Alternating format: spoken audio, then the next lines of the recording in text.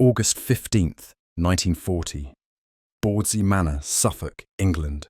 The cold night air pressed against the concrete walls of the Chainholme radar station, carrying with it the faint whistle of wind through the antenna towers that loomed like silent sentinels across the East Anglian coastline. Inside, Sergeant James "Jimmy" Whittaker hunched over the oscilloscope, the green glow illuminating his sweat-streaked face. Every twitch of the cathode ray tube signaled movement in the skies beyond. Each flicker a potential harbinger of destruction.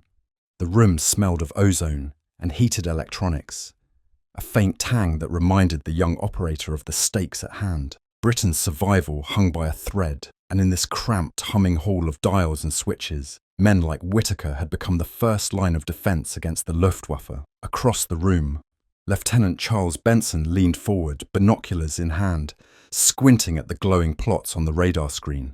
"James, are we seeing what I think we're seeing?" he whispered, voice tight with disbelief. On the screen, a series of small blips had begun to cluster on the horizon, gradually expanding, spreading across the cathode ray tube with a slow, inexorable weight. Whittaker adjusted the gain and focus, heart thundering. "Hundreds," he murmured, as though speaking the word aloud could somehow contain the horror. It's hundreds of them." The Chainholme system, still relatively new and experimental, had been installed along the eastern coast to detect incoming enemy aircraft. Yet no simulation, no drill, could have prepared these men for the reality. A massive formation of Heinkel He 111 and Dornier Do 17 bombers, climbing toward London under the cover of darkness. The operators exchanged glances, the tension in the room thick enough to taste. "Plot their course," Benson ordered, his voice steady despite the fear. "Call the sector control. We need to know how fast they're moving and how soon they'll reach London." Radios crackled to life, voices hurried and clipped, relaying the information to Fighter Command headquarters in Bentley Priory. Every second counted. Every delay could mean lives lost in the streets of Britain's capital. Outside, the night sky seemed almost calm, the darkness broken only by the faint shimmer of stars. Yet in the minds of the operators, the sky was alive with menace. Radar blips moved across screens with chilling precision, translating invisible shadows into data that could, if acted upon quickly, give Britain its first warning of what the Luftwaffe was preparing.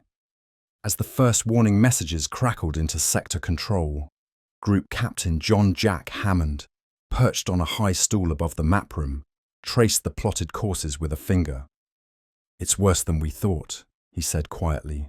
"They're moving faster, and in far greater numbers than intelligence predicted. Prepare the squadrons. Scramble the Spitfires." In the control room below, Whittaker's hands shook slightly as he transmitted coordinates, guiding pilots toward the incoming threat. The weight of responsibility pressed down on him. If these blips were misread, if speed or altitude were miscalculated, London could burn without warning. Every measurement, every calculation became a matter of life and death.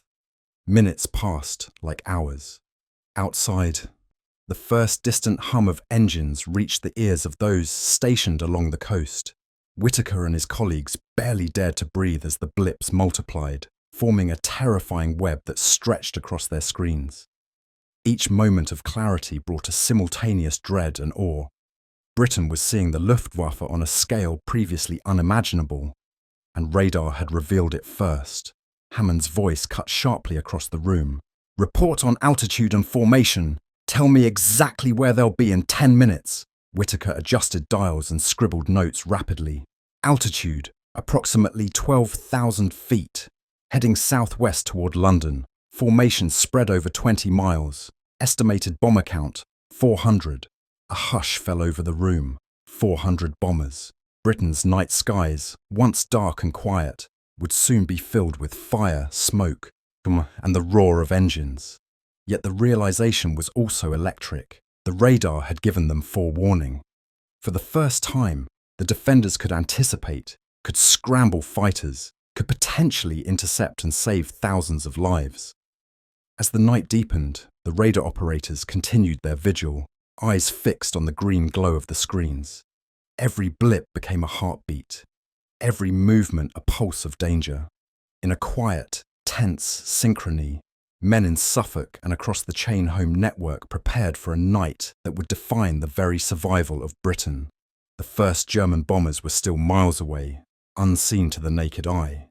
Yet the operators had already seen them. They had detected the storm before it arrived, and the British, for the first time in the war, felt both terror and a cautious hope. August 15th, 1940. Bentley Priory, London outskirts. The map room at Fighter Command headquarters was dimly lit, walls lined with charts, counters, and plotting boards that mapped the skies over Britain in meticulous detail. Group Captain John Hammond stood over a large table, his eyes scanning a series of chalk markers that traced the approaching bomber formations. The faint smell of oil, paper, and cigarette smoke hung in the air as officers moved with quiet urgency, plotting intercept courses and calculating fuel ranges for the Spitfires and Hurricanes ready to scramble. On the radar screens in Suffolk, the chain home operators continued to monitor the blips that marked the Luftwaffe's approach. Sergeant Whitaker's fingers danced across dials and switches, translating the data into actionable information. He spoke into the telephone, voice tense but precise. Sector 3, 400 bombers, heading southwest at 12,000 feet. ETA London, 25 minutes. Repeat, 25 minutes. Back at Bentley Priory, Hammond's aide, Flight Lieutenant Peter Marlowe, relayed the information to squadron leaders. Get the pilots ready. We have a large formation inbound. Scramble immediately when the order comes. Marlowe paused, noting the wide spread of the enemy blips. Sir, they're flying in tight formations. The Luftwaffe isn't playing. This is organized, deliberate. This could be the largest attack we've faced yet. Hammond ran a hand across his tired face. The British had been bracing for the Luftwaffe's onslaught for months, but radar was revealing just how enormous the threat truly was. It was one thing to anticipate raids, another to see in real time the staggering size of a bomber stream. Britain's industrial heart, its civilian population, and its nerve centres were all in the line of fire. And for the first time, Fighter Command could measure, minute by minute, the exact scale of the impending destruction. Meanwhile, across London and the surrounding counties, blackout precautions were underway. Residents curtained windows, extinguished streetlights, and took positions in shelters. In factories, workers paused to exchange anxious glances as the faint whine of distant engines became audible. Most had no idea that the radar operators hundreds of miles away had already detected the approach of the bombers.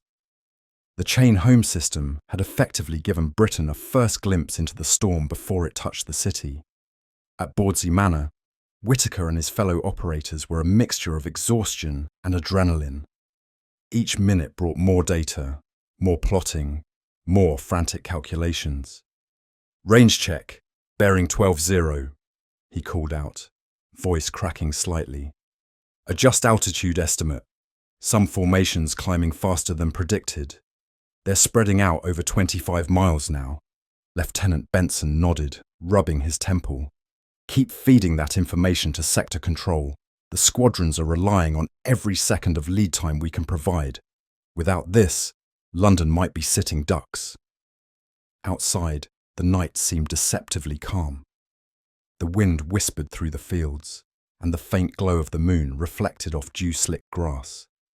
From the ground, one could barely discern the advance of hundreds of bombers. Yet on the screens in Suffolk and the plotting boards in London, the reality was clear. The Luftwaffe's armada was immense, coordinated, and relentless. The British defenders were about to face an air assault on a scale few had imagined possible. Hammond, staring down at the plotting boards, issued orders with measured urgency. Scramble squadrons immediately. Intercept points at 6 miles west of the Thames. Altitude 12,000 feet. Spread in sections to cover the bomber stream's width. Timing is critical. Do not let them slip through. The clock ticked down. Whitaker's fingers hovered over the switches, eyes fixed on the ever-growing clusters of radar blips. Each flicker across the screen was a heartbeat of the approaching storm. For the operators, this was no longer a drill or a test. It was the reality of war made visible in green phosphor. The The data they transmitted now could mean the difference between survival and catastrophe for the city below. As the minutes crept closer to the German formation's arrival, tension thickened in the control rooms and radar stations. Orders were double-checked, fuel levels verified, pilots briefed on enemy numbers, headings and altitudes. The calm of the night was a fragile illusion, shattered by the knowledge that within moments, Britain's capital would be under attack. Whittaker took a deep breath. Adjusting the radar frequency one last time, his eyes scanned the blips, which had multiplied and clustered like a living storm. "It's coming," he whispered. "We can see it all. And maybe, just maybe, we can stop it." August 15th, 1940, Thames Estuary, England. The first Spitfires roared into the night, their Merlin engines a sharp counterpoint to the distant, steady droning of the Luftwaffe bombers.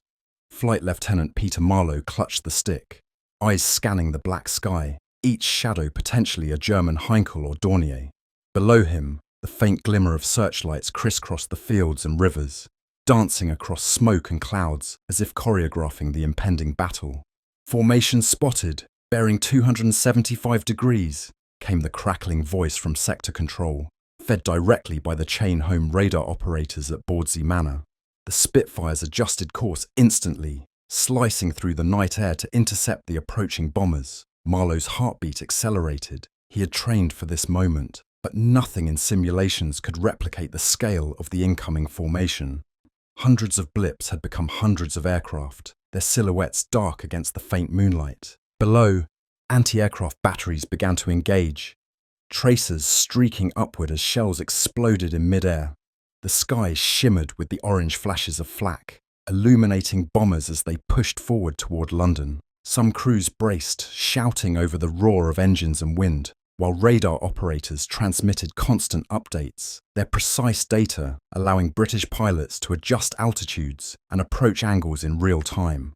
Marlowe's squadron dove into the bomber stream, splitting into sections to engage multiple targets. The Spitfires were fast, nimble, and armed with 8 Browning 303 machine guns. But the German bombers, flying in disciplined formations, were heavily armed themselves. Defensive gunfire ripped through the darkness, bullets whistling past the cockpit, scraping metal and leaving streaks of fire in the night. Meanwhile, at Bawdsey Manor, Sergeant Whittaker's fingers flew over the dials. Every minute the radar provided an edge. Every second of lead time could save lives below. "Altitude dropping, formations converging on London's northwest sector," he called. "Squadrons redirected, intercept bearing 290. The operator's work had become the invisible eyes of Britain, transforming abstract blips into actionable intelligence. In the air, Marlowe's squadron engaged, firing into the Heinkel formations. Explosions lit the sky as bombers were hit, their fuselages torn open by tracer fire. Pilots weaved and banked, dodging defensive gunners while attempting to bring the enemy down before they reached the city. Every moment was a deadly calculus. Too slow, and civilians would die. Too aggressive, and the fighters risked destruction. At Sector Control, Hammond barked orders, coordinating Spitfire and Hurricane movements with pinpoint precision. "Marlowe, cover the east flank. Thompson, climb to intercept the second wave. Altitude 20,000 feet. Whittaker, keep feeding me every change in formation speed and heading." Each command was lifeline, each adjustment potentially preventing a bomb from hitting London. The first explosions from anti-aircraft fire marked the initial German losses. Yet the Luftwaffe pressed on relentlessly, maintaining altitude and course with terrifying discipline. The radar operators' screens continued to flicker, revealing gaps, clusters, and changes in heading that pilots exploited. Without these insights, the chaos of night combat over London might have overwhelmed the defenders. Marlowe's squadron reported several bombers destroyed, others damaged and breaking formation. The Spitfires had managed to disrupt the cohesion of the first wave, forcing some bombers to jettison their payloads prematurely over open countryside instead of the city. Small victories were celebrated with muted relief in the cockpit. Pilots were aware the night had only just begun. Back at Bawdsey Manor, Whittaker exhaled, leaning back slightly from the radar console. "They're hitting some of them. Some of them are falling," he murmured, eyes never leaving the screen. Across the room, Lieutenant Benson nodded grimly.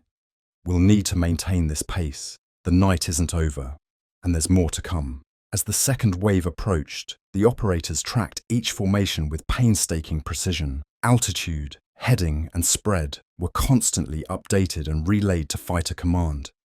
For the first time in warfare history, technology allowed Britain to see the enemy before they were visible, to anticipate their moves, and to deploy defenders in a coordinated response.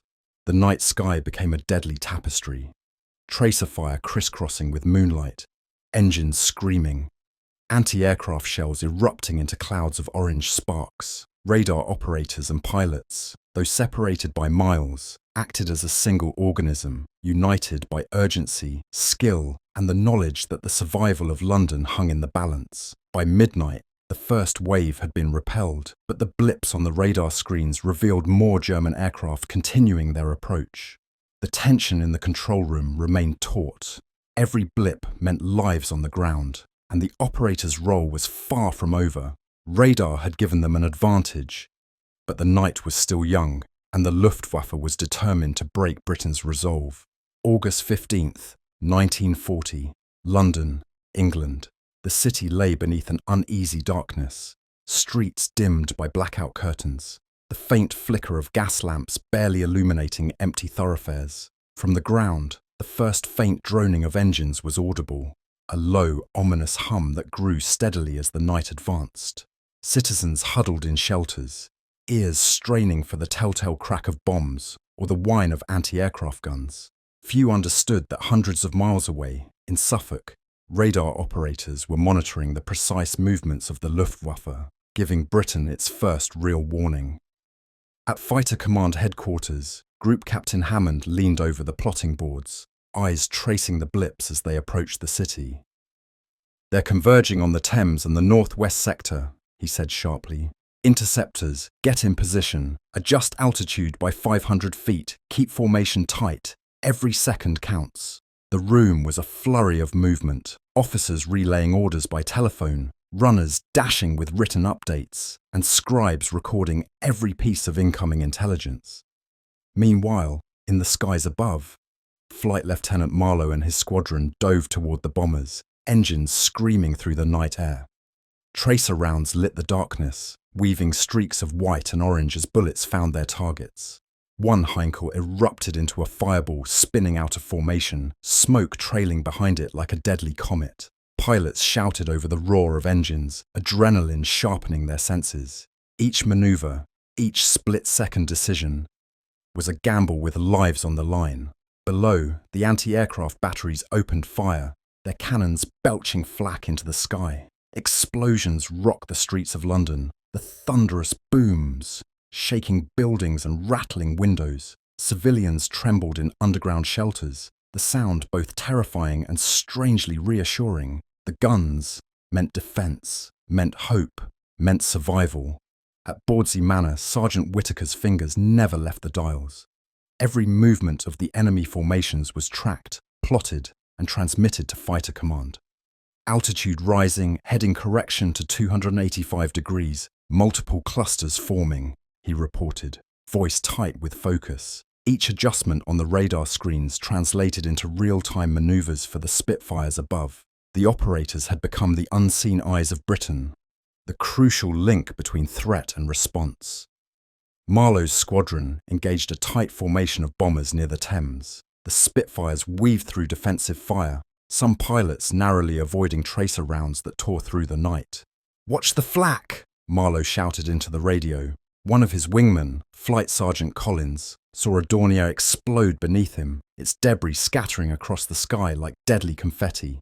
"They're falling fast, but more keep coming," Collins radioed back.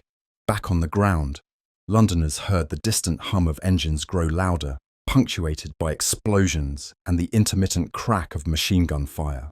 Streetlights long extinguished gave the night an eerie blackness, making the flashes of anti-aircraft fire and falling debris more surreal, more immediate. For many, the war had suddenly become impossible to ignore.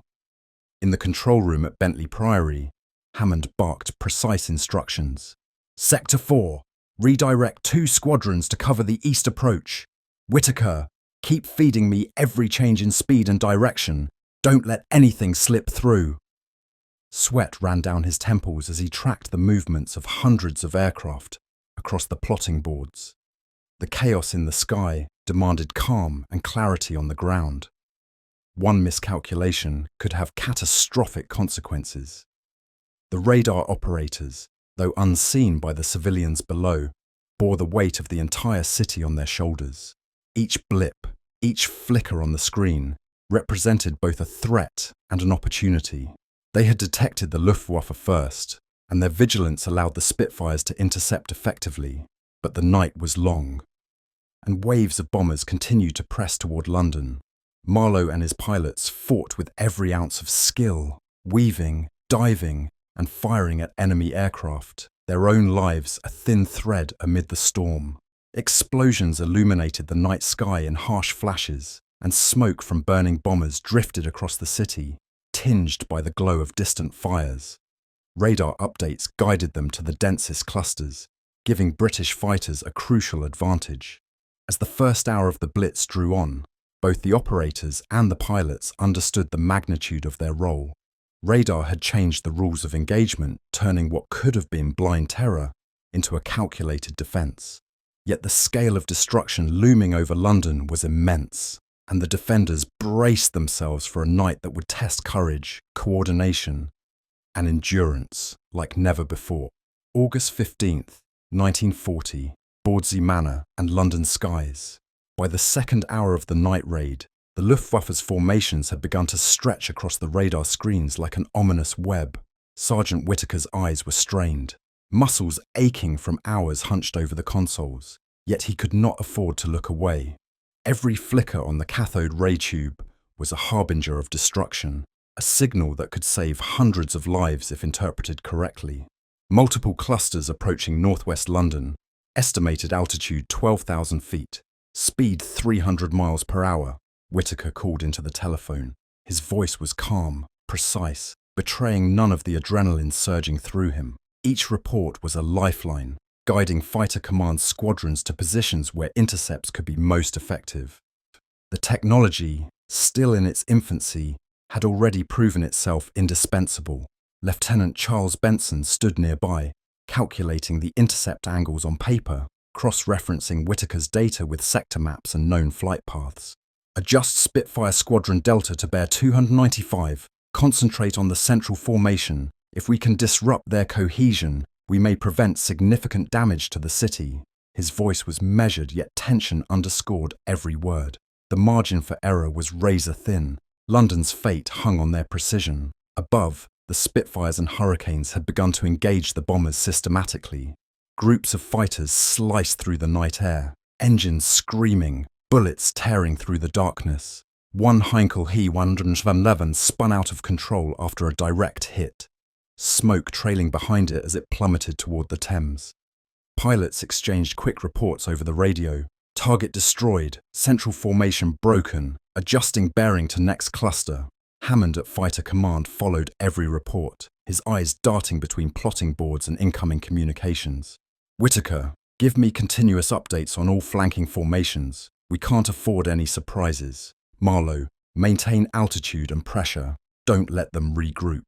His commands were part coordination, part encouragement, part desperate hope. For the first time, radar had given Britain a fighting chance to anticipate an enemy assault on this scale. On the ground in London, air raid sirens wailed intermittently, warning civilians as incendiaries began to fall in outlying districts. Despite the darkness and chaos, the coordinated efforts of radar operators, sector controllers, and fighter pilots had managed to intercept a significant portion of the first bomber wave. Buildings shook, fires ignited, and yet London's defences, for the first time, were not completely blind to the approaching storm. Whittaker leaned closer to the console, noting the speed and bearing of the next cluster of bombers. Formation splitting, diverting east of the Thames. Estimated 20 minutes to central London. His voice carried a quiet urgency. knowing that the city now depended on the precise timing of fighter interventions. Each decision, each calculation, could determine the survival of countless civilians. At Bentley Priory, Hammond adjusted the plotting markers to reflect Whitaker's updates. He ordered squadrons to reposition, directing fighters into intercept paths that would maximize engagement effectiveness. Delta Squadron. Climb to intercept East Cluster, altitude 20,000. Alpha Squadron. Maintain pressure on central formation, keep them separated. The coordination between radar operators and fighter squadrons demonstrated a profound evolution in warfare. No longer were pilots relying solely on eyesight and intuition. Chain Home had turned night into a quantifiable battlefield. Radar's unseen signals had transformed uncertainty into actionable intelligence, giving Britain a tangible advantage against an enemy that had believed it could strike undetected. Marlowe and his squadron dove repeatedly into bomber streams, their engines roaring, tracers streaking the night. Explosions blossomed in the darkness as enemy aircraft were hit. 2 down, central formation still tight, adjust bearing to 300, Marlowe reported. Each confirmed kill was a small victory, but the threat remained overwhelming. The blips on the radar screens ensured fighters were not chasing shadows, but targeting real, coordinated formations. Hours passed like minutes as the night wore on. Whitaker's eyes ached. Benson's calculations grew more intricate, and Hammond's commands flowed without pause. Yet despite fatigue, a shared understanding held the room together. Radar had given them foresight, coordination, and a fighting chance. Without it, London might have been consumed in the first hours of the Blitz. By the early hours of the morning, the first wave of bombers had been partially repelled. Many shot down or forced to jettison their bombs over less populated areas. Radar operators at Bawdsey Manor continued their vigil, tracking retreating aircraft and monitoring for additional waves. The city had survived the first onslaught not through luck alone, but because unseen eyes had revealed the storm before it struck. August 15th, 1940. London, England.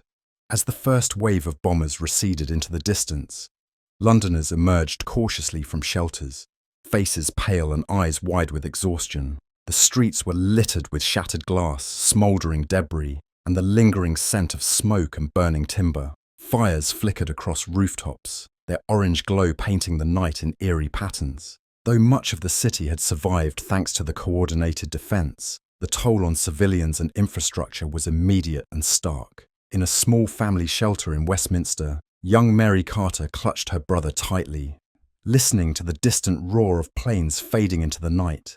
Her father, a volunteer fireman, returned with soot-streaked face and scorched uniform, muttering reports of collapsed roofs and damaged buildings. "We've been lucky tonight," he said quietly. "The fighters intercepted most of them, but we'll never forget what we've seen." Meanwhile, at Bawdsey Manor, Sergeant Whitaker and his fellow radar operators allowed themselves a brief moment of relief. For hours, they had been the silent sentinels, interpreting faint green blips into actionable intelligence that directly saved lives. "We actually did it," whispered one young technician, voice trembling. "We actually guided them in time." Whitaker shook his head, exhaustion etched into his features. "Not yet. The night isn't over, and more may come. Every wave is a new challenge. Don't let your guard down." Lieutenant Benson walked the narrow aisle between consoles, checking readings and recalibrating instruments. He noted a pattern in the returning bomber data, clusters that had evaded initial interception. "Some slipped past Delta and Alpha," he murmured. "Next wave, we need to adjust altitude by 500 feet and widen our intercept spread. If we don't, civilians pay the price." The human cost was already apparent. Reports streamed in from fire brigades and ambulance units, detailing casualties, buildings destroyed, and the psychological toll of the sudden, violent intrusion. Yet every report was counterbalanced by the knowledge that radar had allowed Fighter Command to act decisively. Without it, the destruction would have been far worse. At Bentley Priory, Group Captain Hammond met briefly with his staff, reviewing the night's engagements. "We saved thousands tonight," he said, voice heavy with both pride and grief. But we cannot underestimate what we face. Radar is our advantage, yes, but we must maintain vigilance, efficiency, and courage. The Germans will return, and likely with even greater force. In the skies above, returning pilots touch down, engines winding down, hearts still racing from close encounters. Flight Lieutenant Marlowe climbed out of his cockpit, face streaked with soot and sweat. Squadron members exchanged tired but resolute nods. "Radar gave us the edge," he said softly. "Without those blips, we'd have been flying blind." Back at Bawdsey Manor, Whittaker allowed himself a brief smile, glancing at the oscilloscope now showing only a few scattered blips of retreating aircraft. He thought of the civilians below, the pilots above, and the unseen technology that had transformed night into something manageable.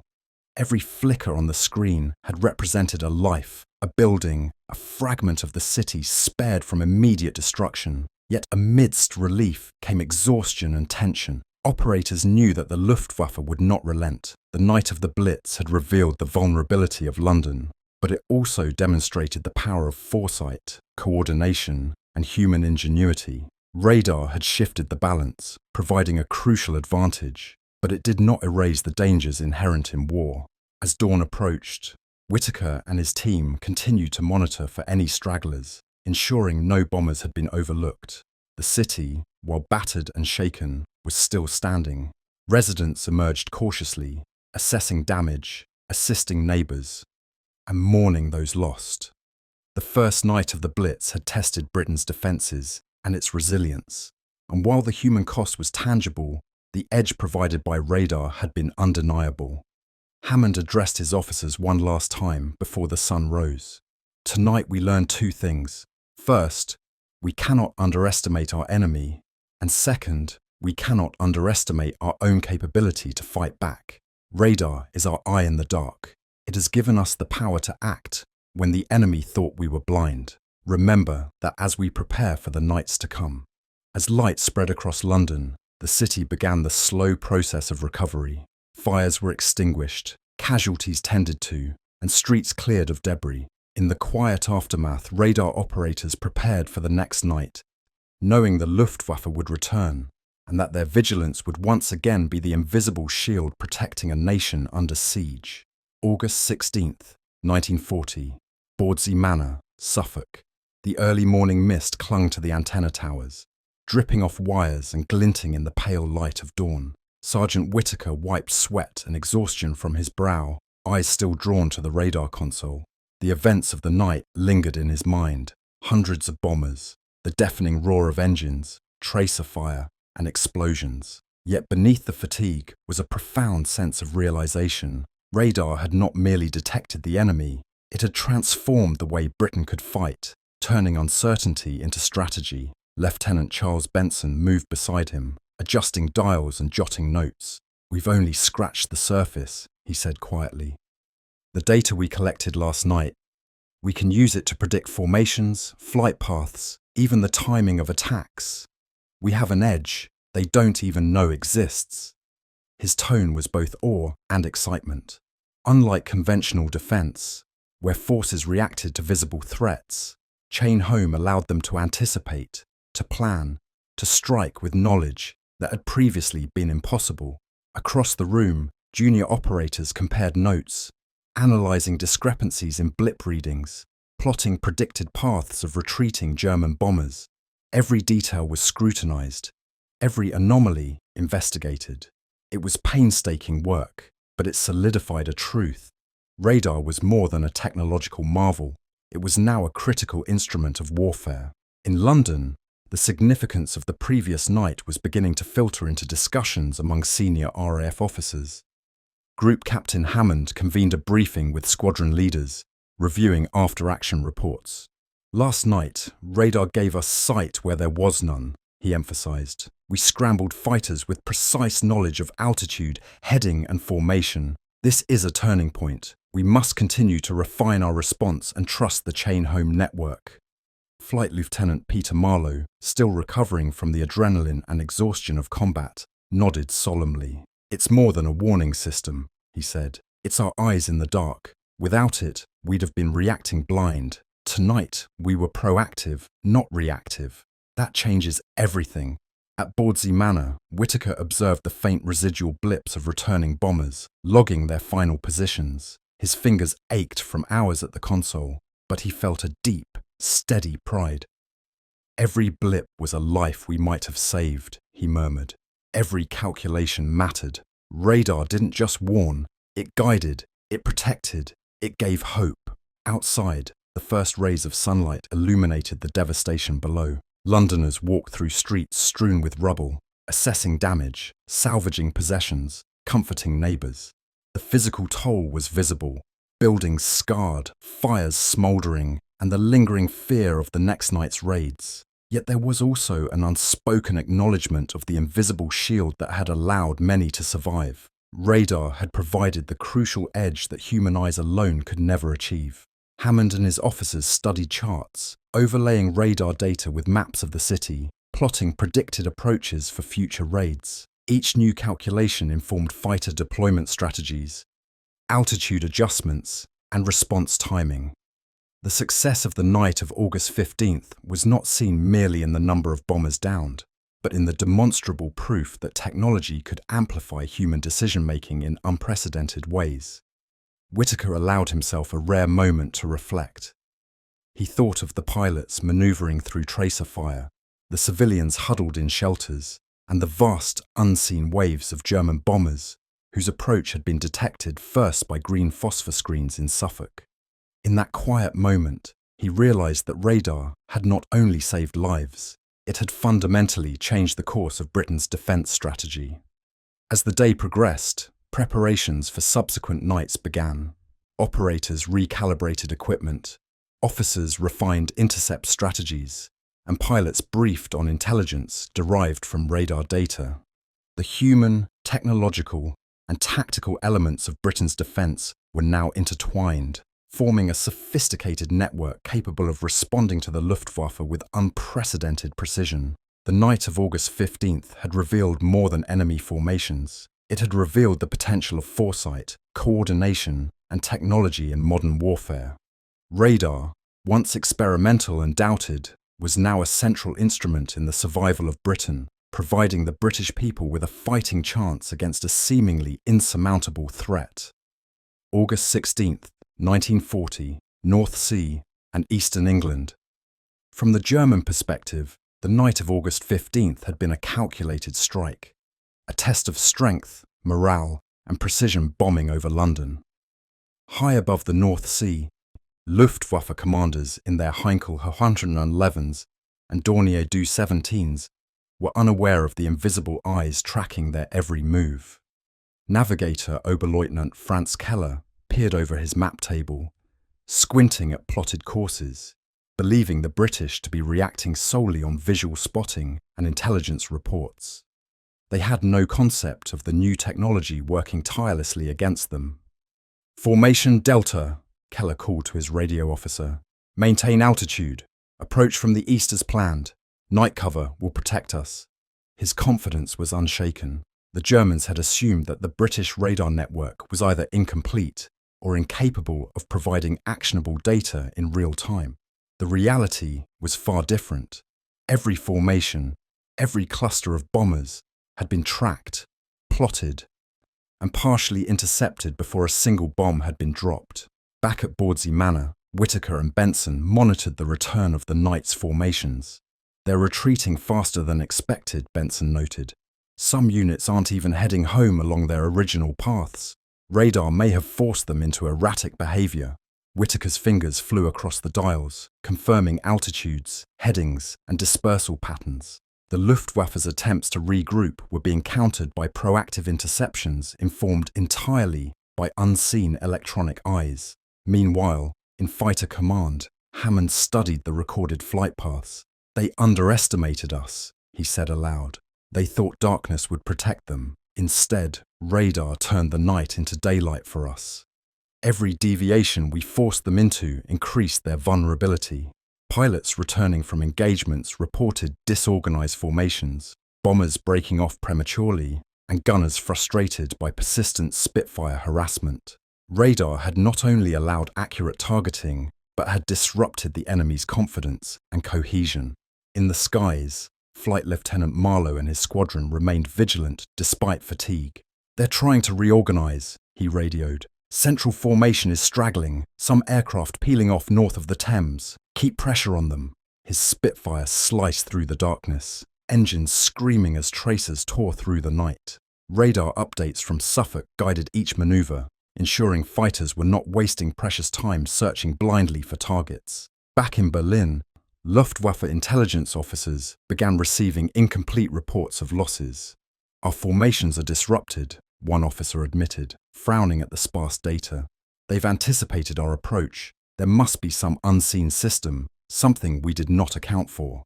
The realization was chilling. The Germans had assumed surprise, the cover of night, and numerical superiority would ensure success. Instead, they were encountering a defensive network that could predict, direct, and respond faster than their bombers could adjust. At Bawdsey Manor, Whittaker logged every retreating aircraft, noting altitudes and speeds as pilots returned to occupied airfields. Each blip represented not only an enemy lost or displaced, but the efficacy of radar itself, a tangible measure of Britain's advantage. Lieutenant Benson, reviewing the data, said quietly, "This is more than survival. This is a lesson in how technology changes warfare. They didn't see us, but we saw them every step of the way." The Luftwaffe's miscalculation had strategic consequences.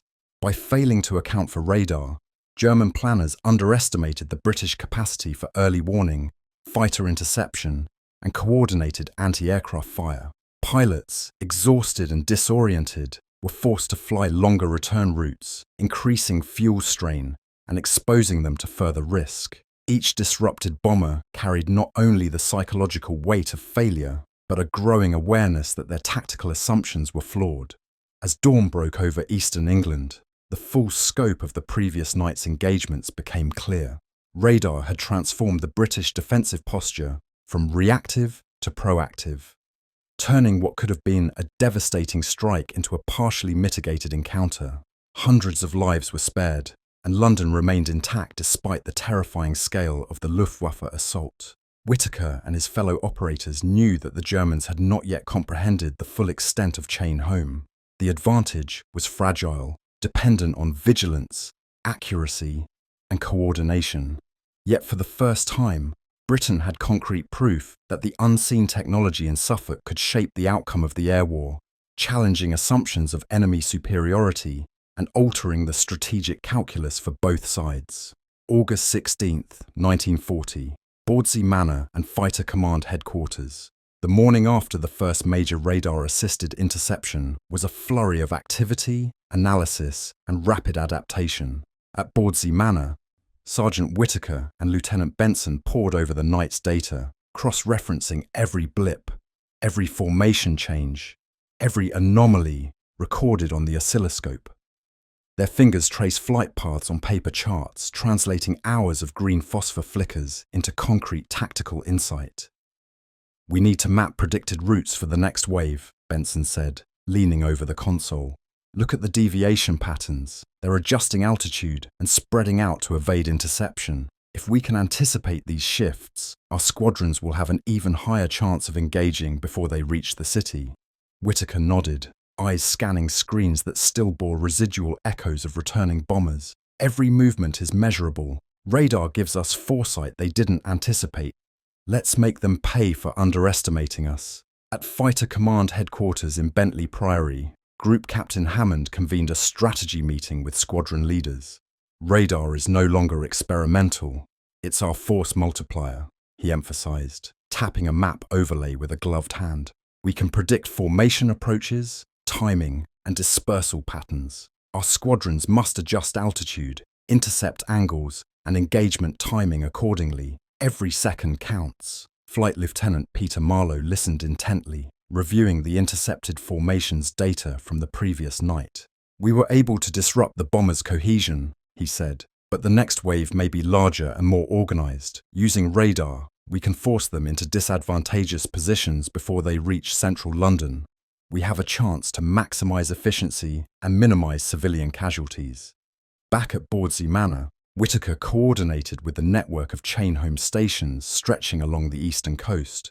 Data was relayed in near real time, blending multiple detection points into a coherent, predictive picture.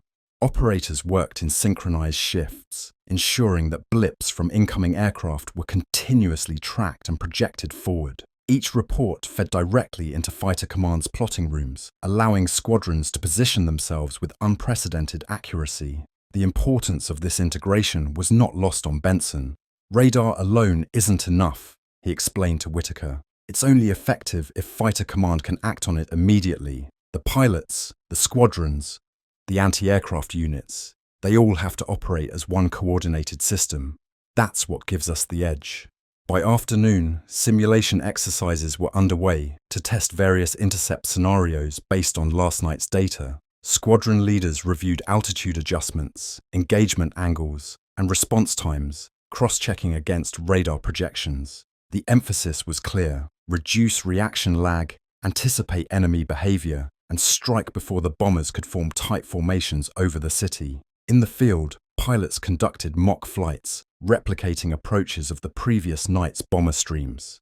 Marlow practiced maneuvers designed to exploit gaps in the German formations, following predicted paths calculated from radar intelligence.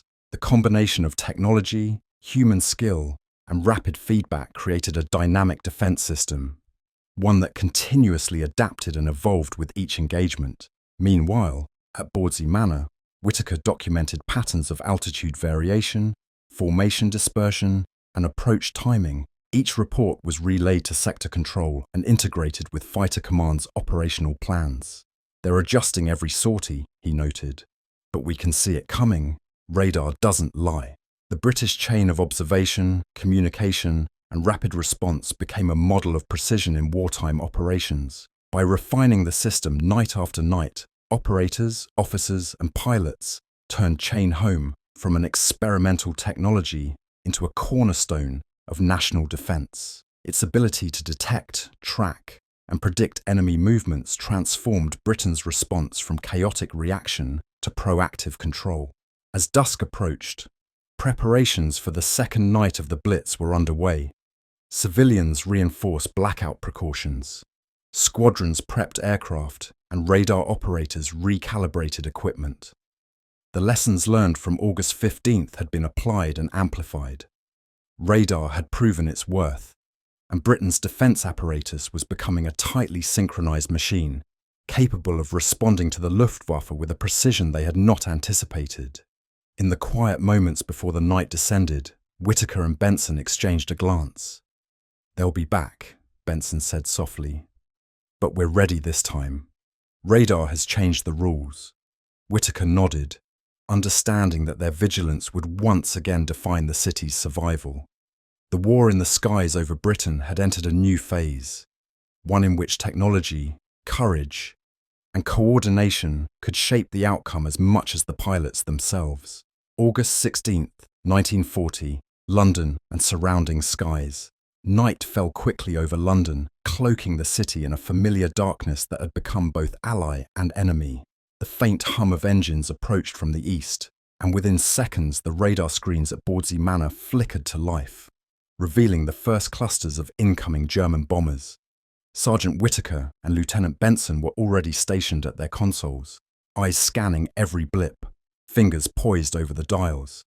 "Central formation, altitude 13,000, heading 280 degrees, Whitaker called. "Speed approximately 310 miles per hour, ETA 22 minutes.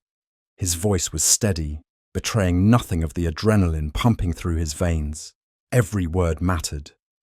Every calculation could prevent death and destruction below.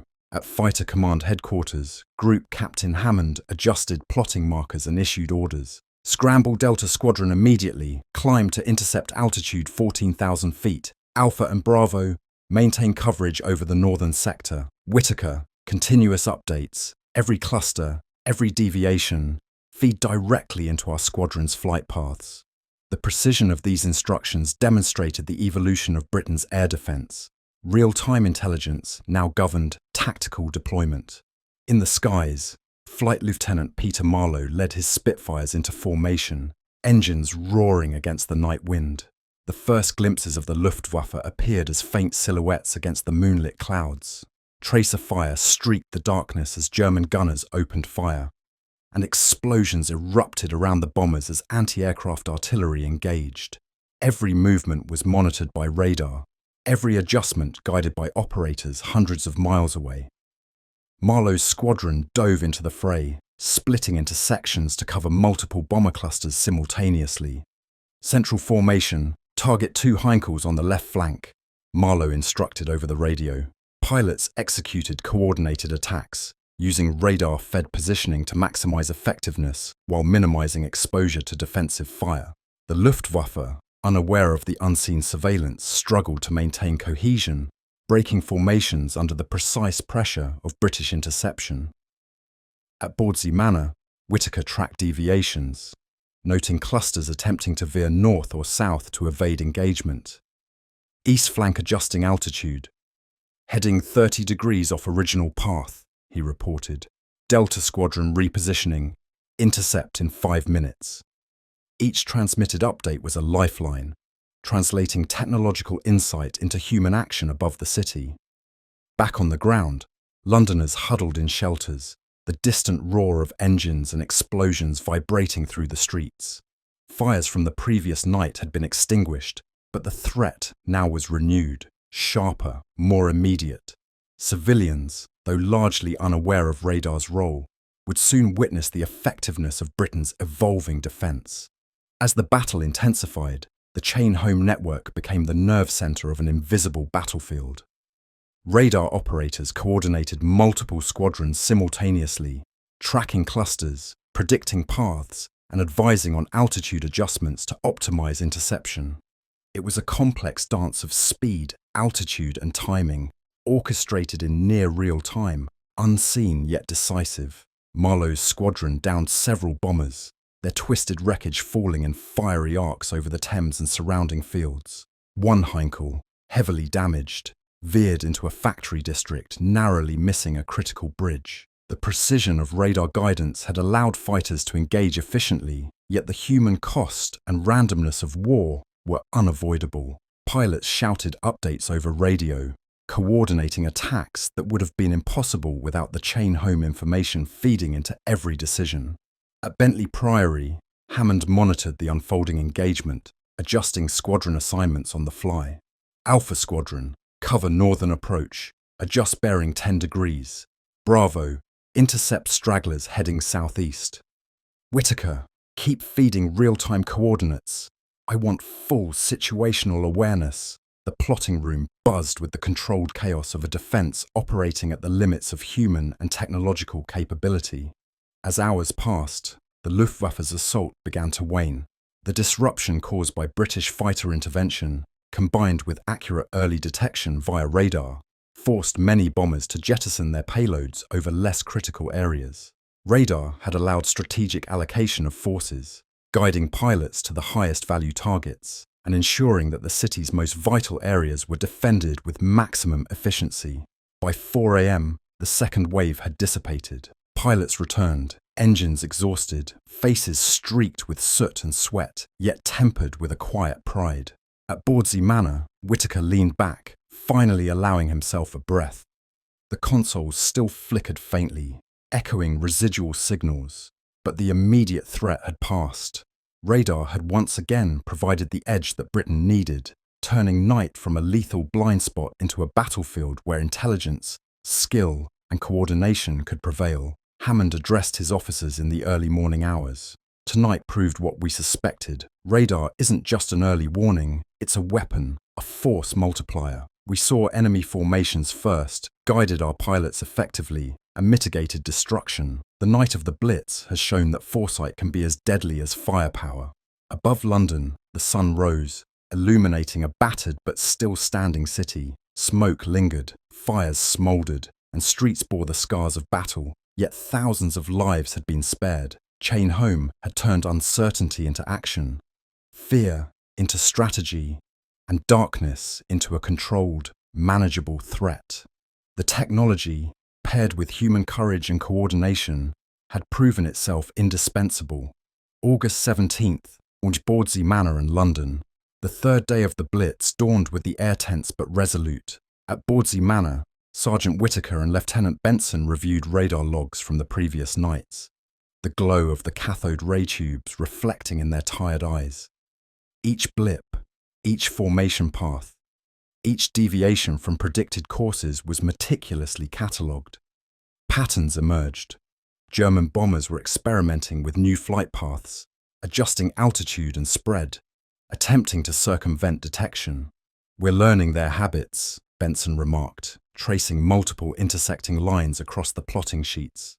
"Every night, we refine our intercepts, predict their maneuvers. Radar isn't just giving warning, it's teaching us the enemy's tactics." Whittaker nodded, understanding the full implication.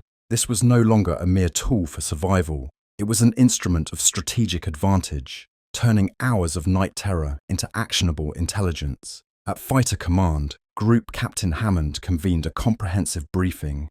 Pilots, squadron leaders, and radar technicians assembled, a rare union of human skill and technological insight. "The Luftwaffe is adapting," Hammond warned, "but so are we. Radar allows us to anticipate, to plan, and to act. We will refine our responses and ensure that no formation penetrates undetected." Charts were spread across tables, overlaying radar data with maps of London, projected flight paths, and predicted dispersal patterns. Flight Lieutenant Marlowe studied these maps intently. "We're seeing repeated attempts to approach from different angles, sometimes in smaller, tighter groups. Radar gives us the edge to preempt these strategies, but the pilots must be ready to adjust instantaneously. Coordination is key." Across the room, his fellow pilots murmured agreement, recognizing that the invisible network of Chain Home had become as crucial as their own skill and courage. Back at Bawdsey, Whittaker and his team monitored activity across the North Sea approaches. "New wave detected, 32 aircraft, heading 275 degrees, estimated altitude 13,000, he reported. The blips moved in predictable clusters, yet subtle variations in speed and formation indicated that the enemy had learned from previous nights. Benson adjusted intercept recommendations, feeding precise headings and altitudes to Fighter Command.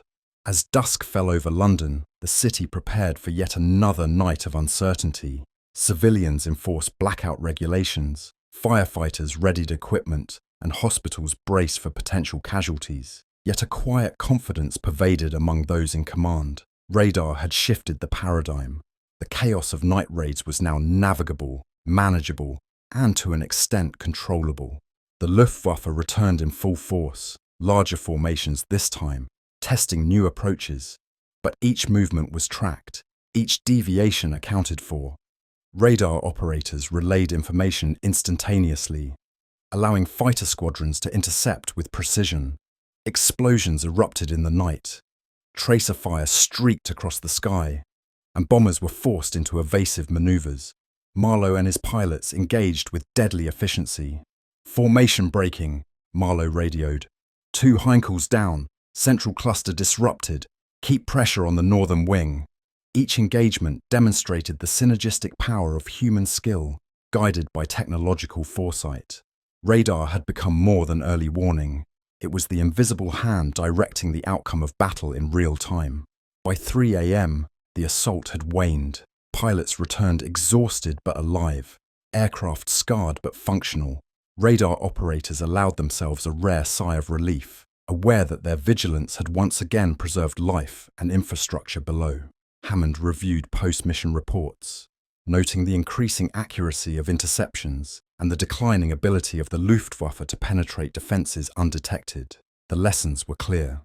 Radar had transformed Britain's defence. It allowed anticipatory action, informed tactical decision-making, and disrupted enemy planning.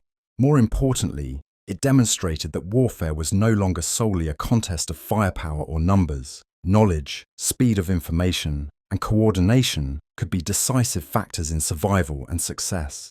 In the early morning light, Londoners emerged cautiously from shelters, assessing the damage. Fires smouldered, streets were littered with debris, but thousands of lives had been spared. Chain Home had proven itself not only as a technological marvel, but as a cornerstone of modern warfare, a tool that allowed Britain to survive, adapt, and fight back against overwhelming odds. Sergeant Whittaker and Lieutenant Benson, still at Bawdsey, reflected on the nights past.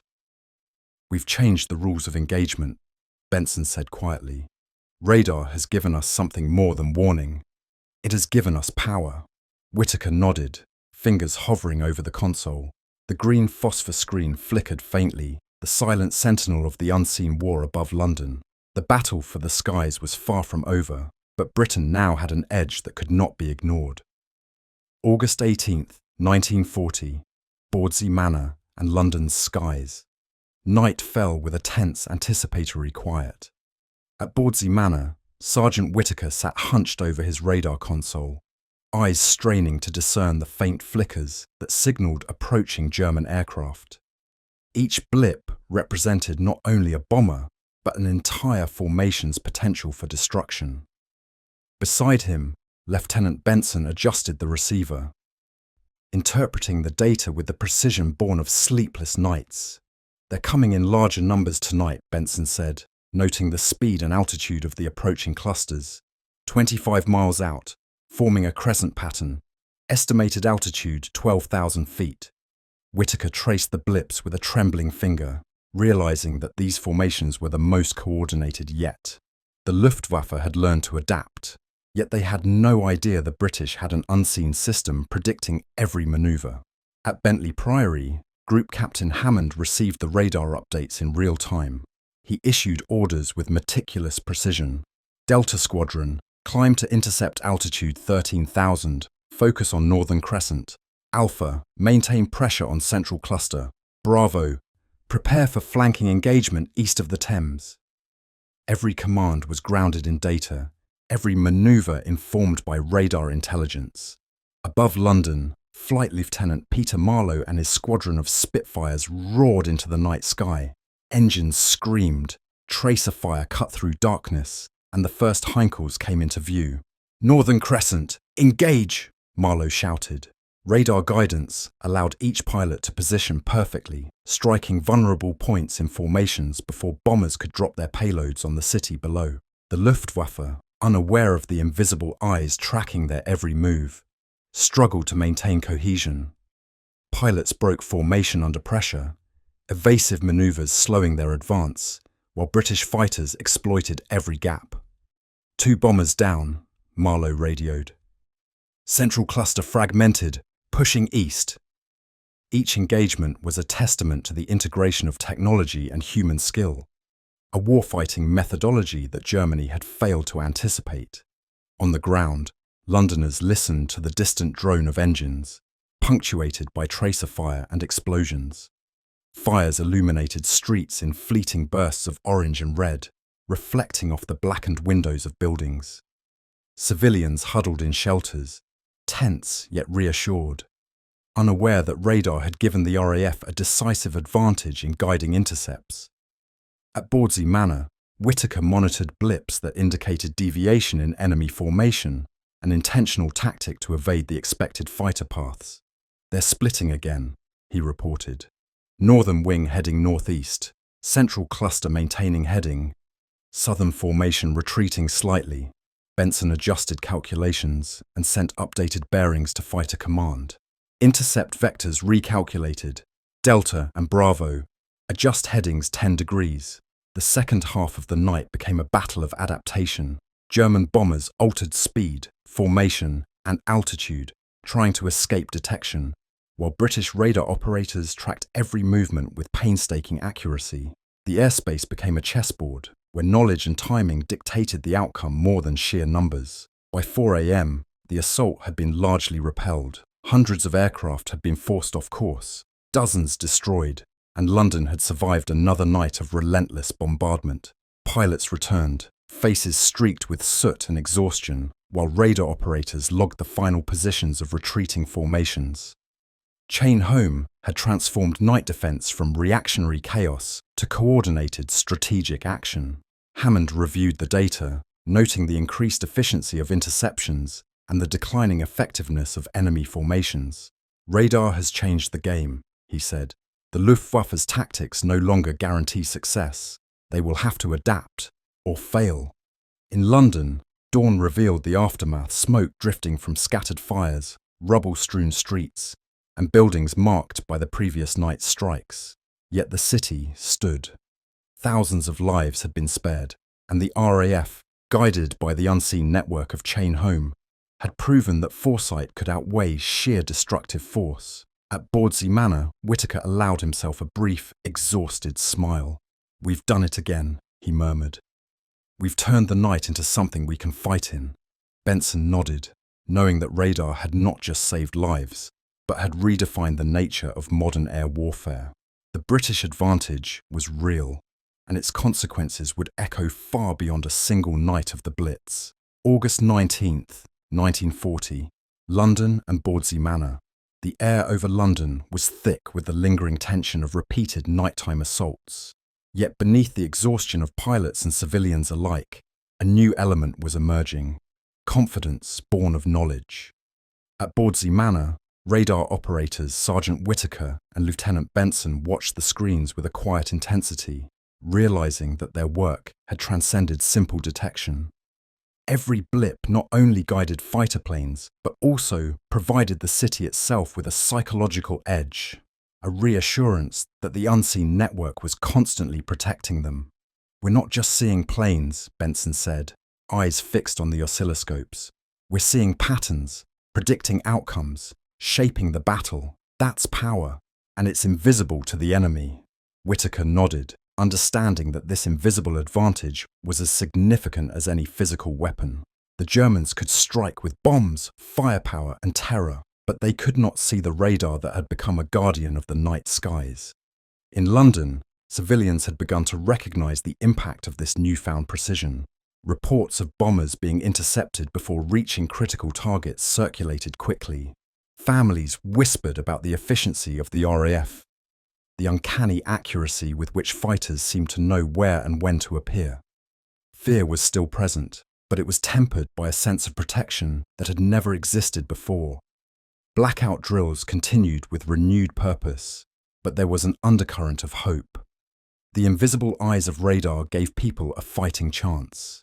At Bentley Priory, Hammond debriefed returning pilots. Flight Lieutenant Marlowe, face streaked with soot and fatigue, emphasized the transformative nature of the defense. "It's like we can see through the night," he said. "The enemy thinks they're unseen, but we're always a step ahead. Radar gives us foresight, and that changes everything." Other pilots nodded in agreement, some too exhausted to speak, but sharing the unspoken acknowledgement that the network of detection and coordination had shifted the balance.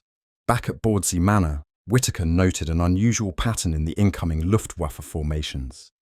"They're hesitating, breaking formation earlier than expected," he observed. "They've started to recognize, perhaps subconsciously, that we know their paths. Radar is shaping their behavior without them even realizing it." Benson adjusted the plotting maps, projecting potential deviations and relaying instructions to fighter command.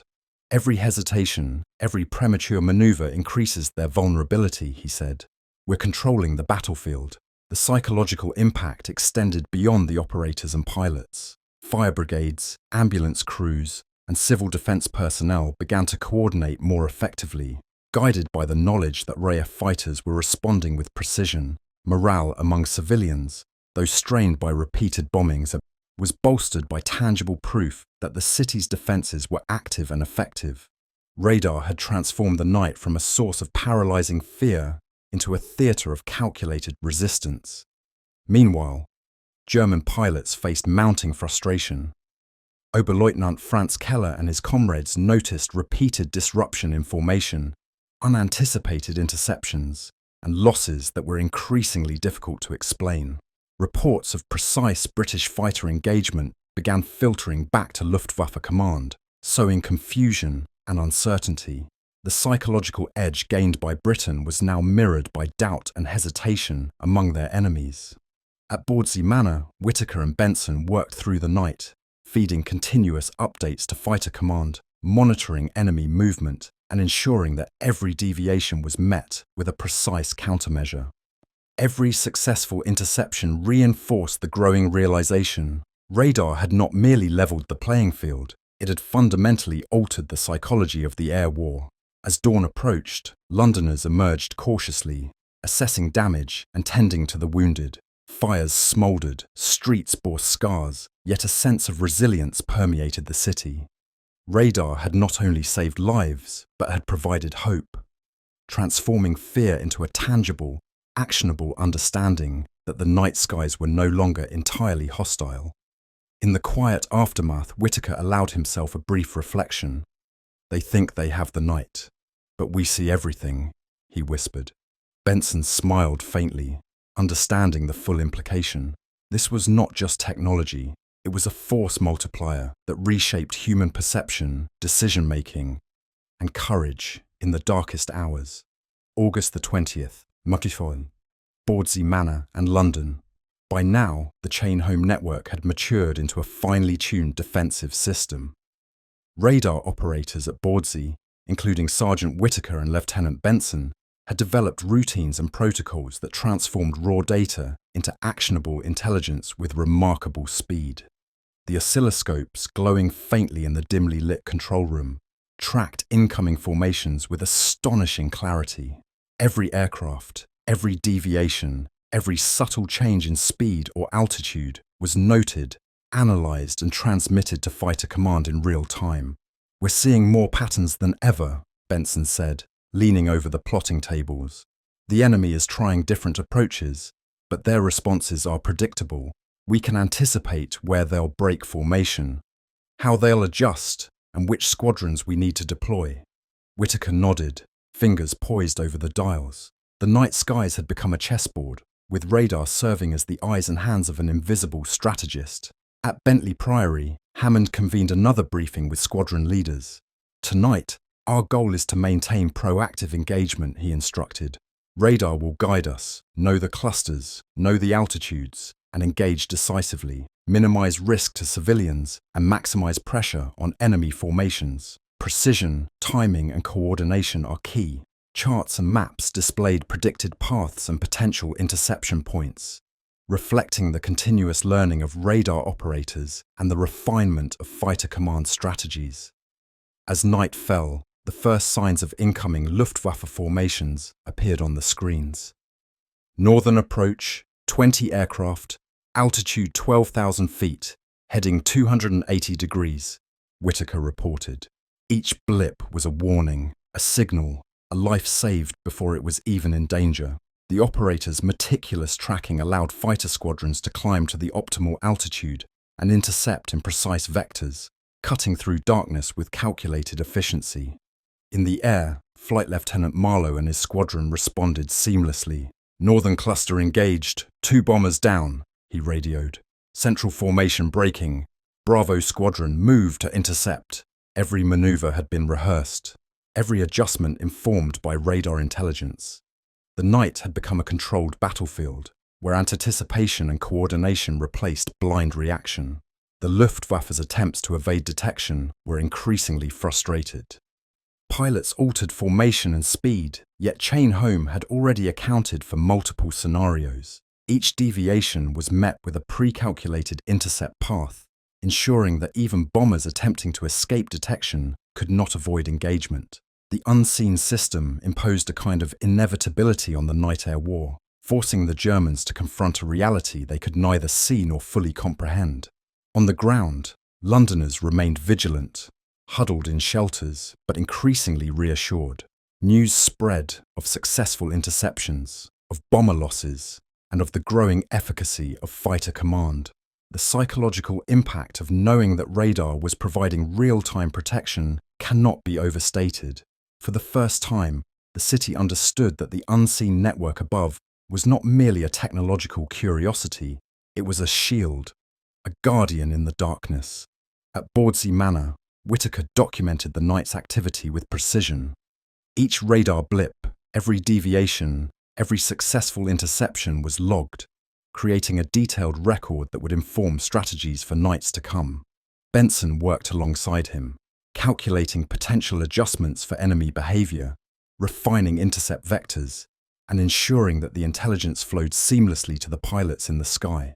By dawn, the latest wave had been repelled.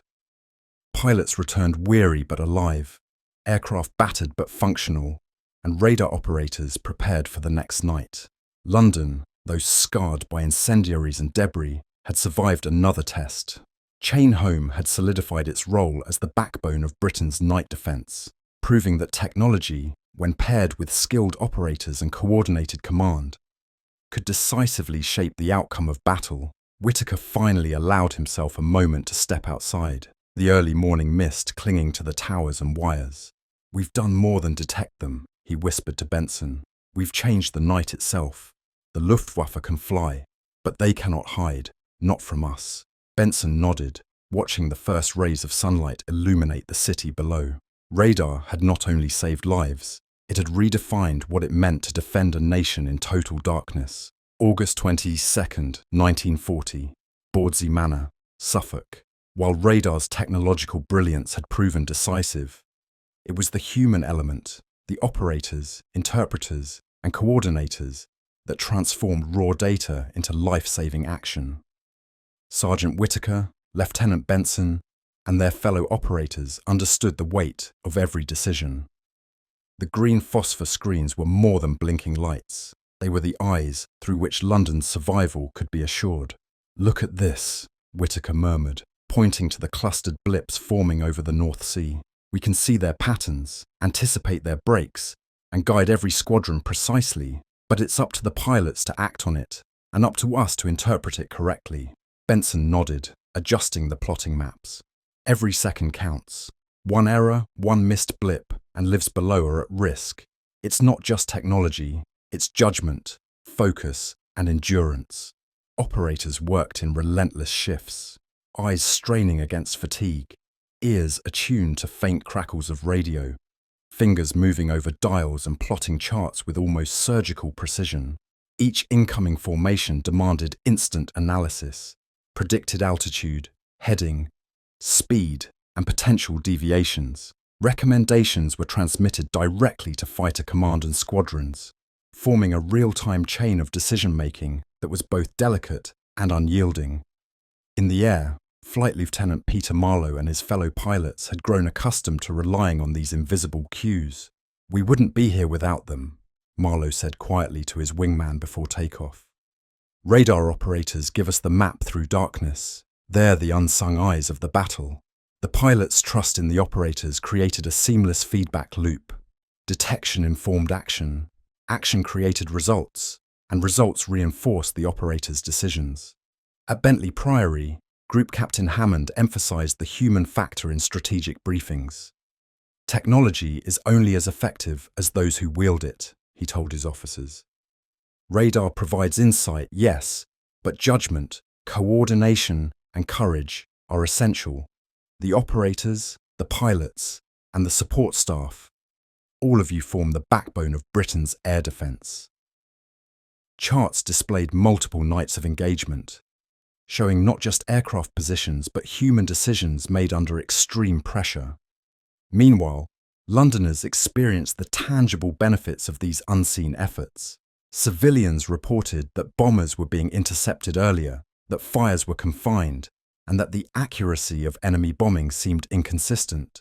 While the public did not understand the intricacies of Chain Home, they felt the confidence that came with knowing someone, somewhere, was watching, guiding, and protecting them. At Bawdsey, fatigue was constant, but so was focus. Whittaker and Benson understood that their vigilance had consequences far beyond the control room. Each correct prediction saved lives.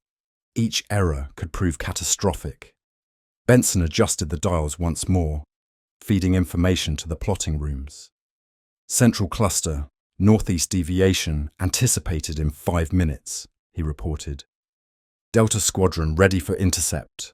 The Luftwaffe, unaware of the human-machine synergy they faced, continued their night operations under the false assumption of surprise and concealment. Pilots struggled against coordinated responses they could neither predict nor understand. The chain home operators' continuous vigilance created a cascading effect. Formation breaks led to missed targets, increased losses, and mounting frustration. The human element behind the technology amplified radar's strategic impact, turning the night into a carefully managed battlefield. As dawn approached, pilots returned, weary yet alive. Radar operators compiled data, cross-referenced observations, and prepared for the next wave.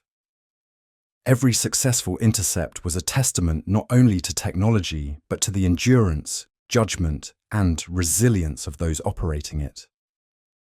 Whitaker, leaning back from the console, allowed himself a brief sigh. "The machines may detect," he said softly, "but it's our minds that make them lethal." Outside, London stirred. Fires smouldered in remnants of bombed-out buildings, but the city had survived yet another night. The unseen synergy of technology and human skill had ensured its preservation. Radar had given Britain foresight. The operators had given it effect. Together, they had altered the course of the Blitz, proving that innovation, courage, and discipline could rewrite the rules of war. August 24th, 1940, London and the eastern approaches. The Luftwaffe's attacks intensified, bringing with them waves of bombers larger than any previously seen. From Bawdsey Manor, Sergeant Whitaker and Lieutenant Benson watched the radar screens with heightened vigilance. The phosphor-green glow revealed formations approaching in a tight crescent-shaped pattern, their speed and altitude meticulously calculated. "We've got the largest wave yet," Benson said, adjusting the plotting board. Northern Cluster, 36 aircraft, altitude 12,000 feet. Central Cluster, 32, altitude 13,000. ETA, 22 minutes. At Bentley Priory, Group Captain Hammond issued rapid orders to squadrons stationed across southern England. Delta, scramble immediately. Intercept northern wing. Alpha, Central Cluster, vector 12,000 feet, bearing 280. Bravo, southern flank. Be ready for evasive maneuvers. His voice carried authority and urgency, the weight of responsibility clear in every command. Every second mattered. Every pilot's action could prevent catastrophe below. Flight Lieutenant Marlowe and his Spitfire squadron climbed into the night sky, engines screaming against the wind. Clouds streaked with the faint reflection of moonlight, and distant tracer fire illuminated the first waves of enemy bombers. "Northern Cluster, engage!" Marlowe called over the radio, his voice tense but steady. The pilots executed precision maneuvers informed by radar updates, striking bombers before they could release their deadly payloads. Back at Bawdsey, Whitaker tracked deviations in formation. Central Cluster splitting, 10 aircraft moving slightly southwest. "Adjust vectors for Alpha Squadron immediately," he reported. Benson quickly relayed updated instructions to Fighter Command. The seamless coordination between operators and pilots allowed interceptions to occur in precise moments, maximizing effectiveness while minimizing risk to the city below. The Luftwaffe's frustration grew with each failed run. Oberleutnant Keller observed his formations breaking under pressure, the British fighters appearing with uncanny timing and accuracy. Bombers were forced to release ordnance over less critical areas or retreat entirely, their original plans rendered ineffective. Germany's pilots faced the tangible consequences of an unseen adversary, their morale slipping as every wave met resistance stronger and more coordinated than anticipated. At Bawdsey, the operators continued to analyze incoming formations, calculating altitudes, headings, and predicted evasions. Every new tactic from the Luftwaffe was anticipated and countered. "They're attempting a low-altitude approach to evade radar," Whitaker noted. "We've adjusted Delta Squadron's climb vectors. Interception in 3 minutes." Benson nodded, feeding the information directly into plotting boards and communicating with pilots already in position. On the ground, Londoners huddled in shelters, the city vibrating with the distant roar of engines and the impact of bombs. Fires lit portions of the skyline, but damage was mitigated. casualties limited by the efficiency of radar-directed defences.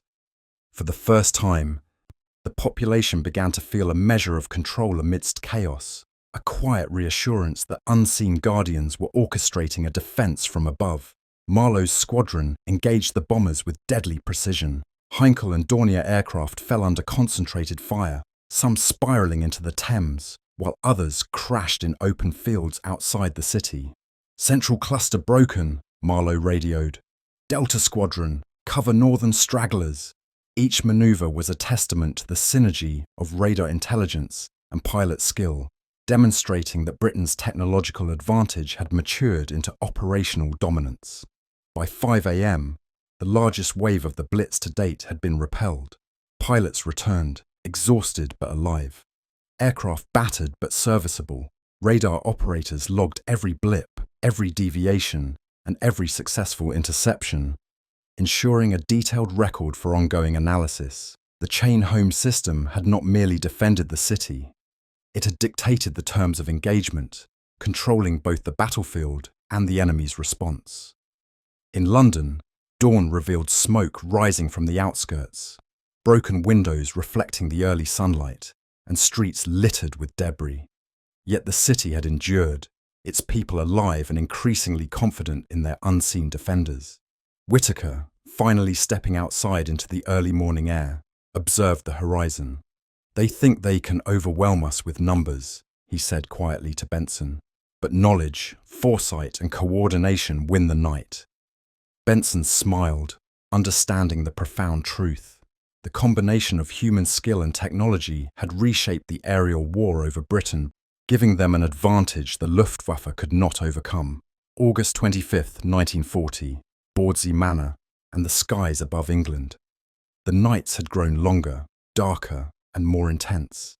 Yet the RAF and chain home operators had settled into a rhythm that turned chaos into order. Sergeant Whittaker and Lieutenant Benson moved between consoles, coordinating the flow of information with unerring precision. Every radar blip was more than a signal. It was an opportunity to save lives, to disrupt the enemy, to assert control over a war that could easily have overwhelmed Britain's cities. "They're changing tactics again," Whittaker noted, pointing to a blip cluster deviating from its expected path. "Central cluster descending slightly, low-level approach." Benson quickly adjusted the plotting maps and radioed instructions to Fighter Command. "Alpha Squadron, adjust altitude intercept, 13,000 feet, heading 275, northern cluster remains standard." Every adjustment was a precise countermeasure, reflecting the flexibility and adaptability of the radar network. At Bentley Priory, Group Captain Hammond briefed squadron leaders. "The Luftwaffe is attempting unconventional approaches. Our advantage lies not in numbers, but in information. Use it to anticipate, position, and strike. Trust the guidance from the radar operators. They are the eyes we cannot afford to lose." Charts and flight path diagrams were displayed, illustrating predicted maneuvers, potential evasions, and interception points. The officers nodded, aware that the integration of technology and human judgment had created a decisive edge. Flight Lieutenant Marlowe and his squadron ascended into the night sky. Engines screaming against the wind, the first enemy formations appeared on the radar, moving with a deceptive low-altitude profile designed to evade detection. Yet chain home operators had already accounted for this strategy. Northern cluster descending to 11,000. Vector for Delta Squadron updated, Benson relayed. Pilots adjusted altitude and heading with precision, positioning themselves to strike before bombers could reach their intended targets. The Luftwaffe, unaware of the invisible web guiding the RAF, struggled to maintain formation. Pilots broke apart, tried evasive maneuvers, and faced concentrated fire from well-positioned British fighters. Oberleutnant Keller's frustration grew with every interception. "Our plans are failing," he muttered to his wingmen. "They anticipate our every move, as if they can see through the night itself." Back at Bawdsey, radar operators monitored secondary waves, ensuring that stragglers and smaller groups of bombers were detected and vectored into intercepts. Whittaker traced each blip meticulously, his finger moving along the plotting board as Benson relayed instructions. Southern wing, engage stragglers at 12,000 feet. Alpha and Bravo coordinate, he instructed. The coordination between detection, communication, and action had reached near perfection. On the ground, Londoners endured another night of sirens and distant explosions. Yet the increasing efficiency of interceptions kept destruction and casualties lower than earlier raids. Confidence grew alongside vigilance. Citizens recognized, even if only intuitively, that radar had shifted the balance in Britain's favor. The invisible chain of detection and defense provided a psychological anchor amid the terror. Marlowe's squadron engaged the bombers with lethal precision. Explosions illuminated the clouds. Aircraft spiraled into the Thames, and formations crumbled under the pressure of coordinated attacks. Each successful interception validated the months of labor, innovation, and human endurance invested in the chain home system.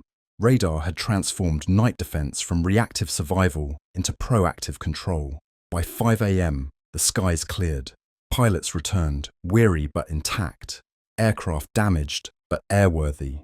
Radar operators logged every event, analyzed deviations, and refined predictions for future attacks. Chain Home had consolidated its role as the backbone of Britain's night defense, not only providing early warning, but shaping the very tactics of the Luftwaffe. In the quiet hours of dawn, Whittaker stepped outside and breathed in the cool morning air.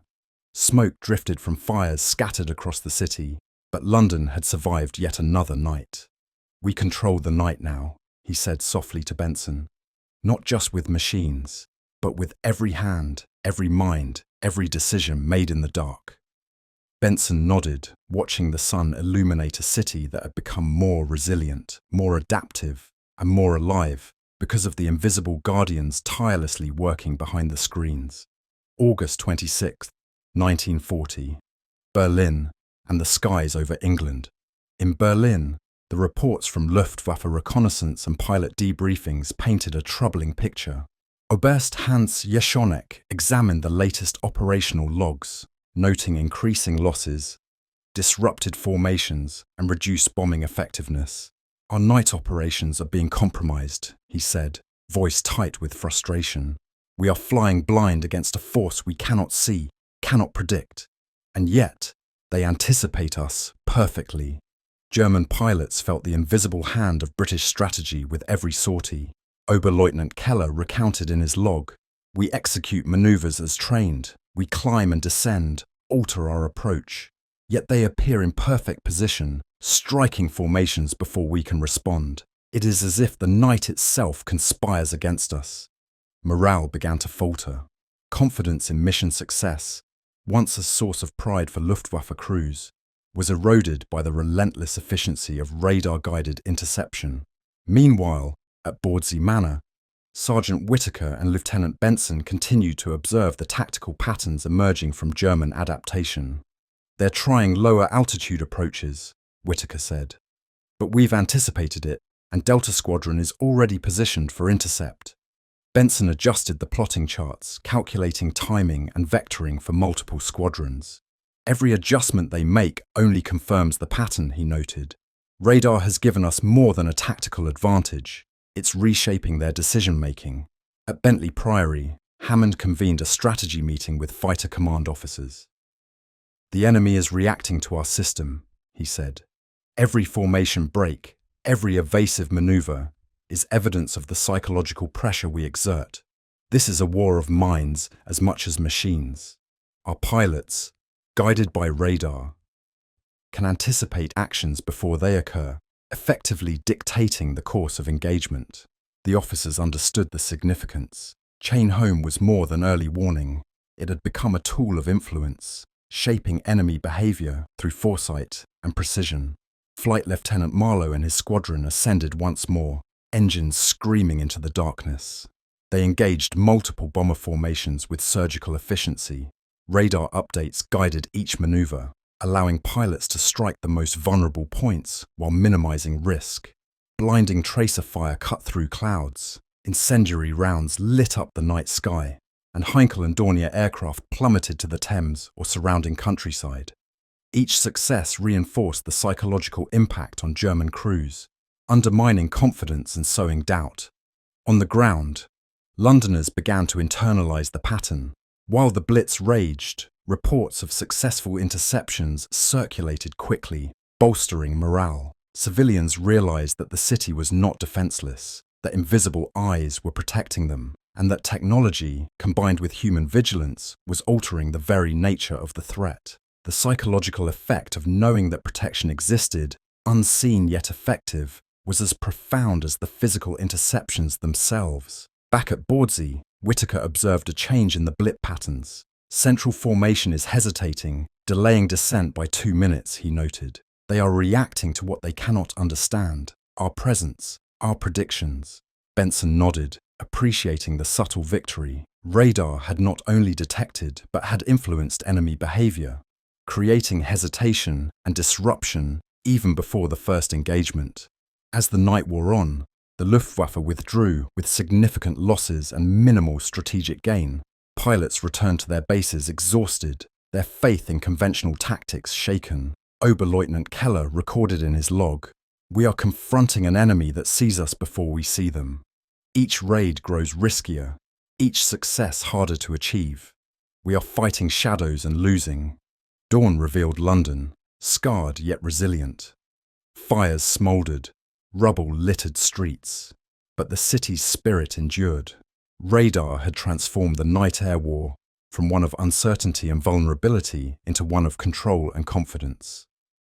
The psychological impact on both defenders and attackers had shifted the balance of power in a struggle that extended beyond bombs and planes. It was a war of perception, anticipation, and unseen strategy. Whittaker stepped outside, the pale morning light casting long shadows over the grounds of Bawdsey Manor. "They fear the night now," he said quietly to Benson. "Not the darkness, but what moves through it, what they cannot see. That is the real power of what we do here." Benson nodded, knowing that the combination of human skill, technological innovation, and psychological influence had made Britain's defence formidable, decisive, and enduring. August 27th, 1940. London and Bawdsey Manor. The Blitz had reached a critical point. The Luftwaffe's raids were relentless, yet the city endured. Its survival increasingly owed to the quiet, tireless work of radar operators. Sergeant Whittaker and Lieutenant Benson, eyes still fixed on glowing screens, monitored the final waves of the night.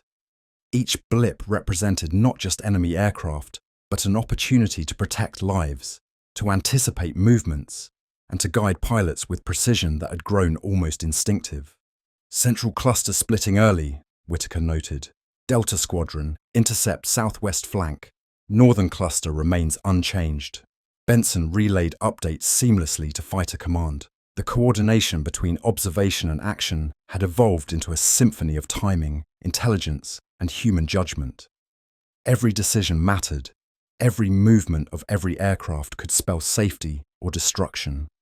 Flight Lieutenant Marlowe and his squadron engaged the final wave with deadly efficiency. Heinkel's and Dornier's were intercepted, formations shattered, bombers forced to release ordnance over open fields rather than populated areas. The Luftwaffe's frustration was evident. Pilots had begun doubting their ability to succeed against an enemy who seemed always one step ahead. Back at Bawdsey, Whittaker allowed himself a brief reflection. "It's more than machines," he whispered to Benson. "It's every mind, every hand, every calculation in the dark. We're not just defending London, we're shaping the war itself." Benson nodded, understanding the profound impact of their work. Radar had not only saved lives, it had redefined how wars could be fought, turning information into strategy, anticipation into survival. In London, dawn broke over a city scarred by smoke and debris, yet alive. Civilians emerged from shelters, witnessing the aftermath of destruction tempered by the knowledge of protection. Fires smouldered, streets were littered with rubble, but thousands of lives had been preserved thanks to the invisible guardians of the night skies. The chain-home system, combined with the bravery and skill of its operators, had proven decisive. Radar had transformed night defense into a force multiplier, giving the RAF the ability to see, predict, and control engagements before the enemy even realized they were under observation. The psychological edge, the strategic foresight, and the technological mastery had collectively shifted the balance of the air war. Whittaker and Benson walked across the dew-soaked grounds of Bawdsey Manor as the sun rose. They thought the night was theirs, Benson said quietly. But it never was. Whittaker looked out toward the horizon, the distant spires of London visible through morning haze. We gave them a city, he replied, not through bombs or guns or planes alone, but through vision. The Blitz would continue, and the challenges of war were far from over, but on that dawn, the victory of foresight, innovation, and human endurance stood clear. Radar had changed the course of Britain's air defence, protecting the city and inspiring confidence in a nation under siege. It was proof that even in darkness, the combination of technology and courage could illuminate the path to survival and, ultimately, triumph.